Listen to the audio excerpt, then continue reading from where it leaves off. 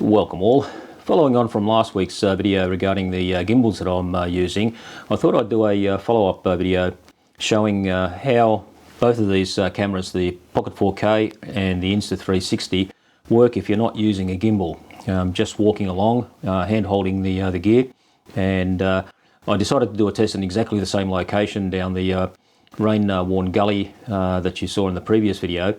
And I rigged up my Insta360 using a Crane 3S handle that I had and a ball head that I've got lying around.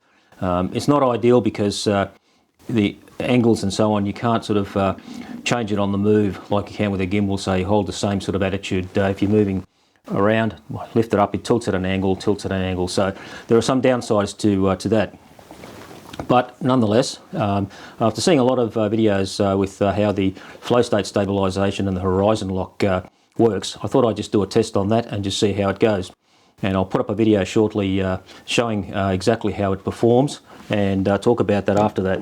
And the other thing I did was got the Pocket 4K, taking it down exactly the same gully or weather-worn route, whatever you want to call it, and using the strap that I showed a little while ago, just hand holding this and then doing a little bit of stabilisation in resolve using the perspective option, and that also is something that I thought would be worthwhile showing rather than the very short example that I gave quite some time ago now.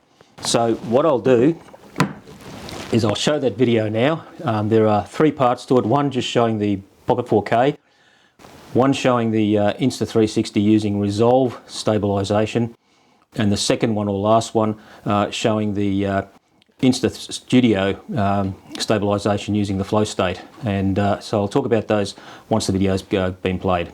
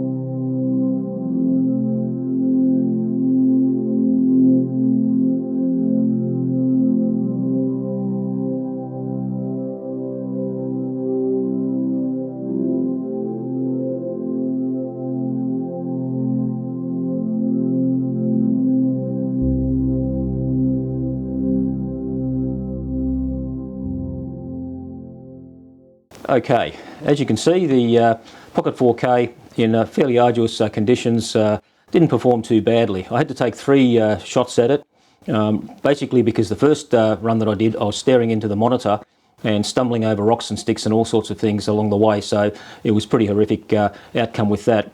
The second time I sort of tried to do a bit of both, and that didn't work very well.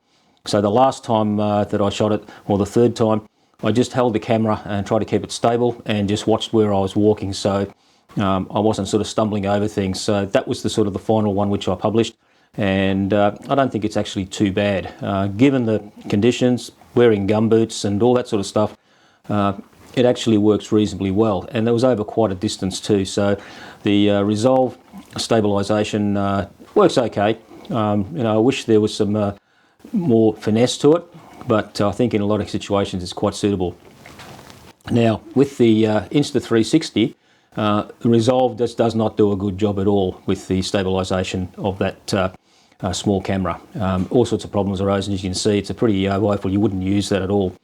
But then when you see the Insta360 Studio outcome, it's like magic. I mean, it's quite unbelievable that you can get such stable video, hand holding, horizon lock working beautifully. Everything is sort of coming out as if you were on rock solid rails taking the video. So that was just amazing. And looking at that, I think I'll probably be doing more handheld shooting with a proper selfie stick and a ball head on there, so I can adjust it a little bit easier. This one is very old and manky, and it's pretty hard to adjust. And just using FlowState stabilisation when I need to. And I've been using the the Zion gimbal with my Olympus TG5, and that works quite well. So that actually has proven to be quite good, because now I can make use of the TG5, which I haven't been using much at all. So there's a good compromise coming out of that. But what it shows is the technology that's coming about. I can only imagine if the Blackmagic cameras had the same IMU that the Insta360 has, and allows you in then Resolve to work out what the movements were and give sort of similarly stable shots. There are aftermarket options. There's a Stead XP that Tyler Stalman has reviewed, and I'll put some links on two of the videos he put out, and I think they're quite good to illustrate some of the issues that you get with a device like the Stead XP. It is not simply attach it to a camera and get it going.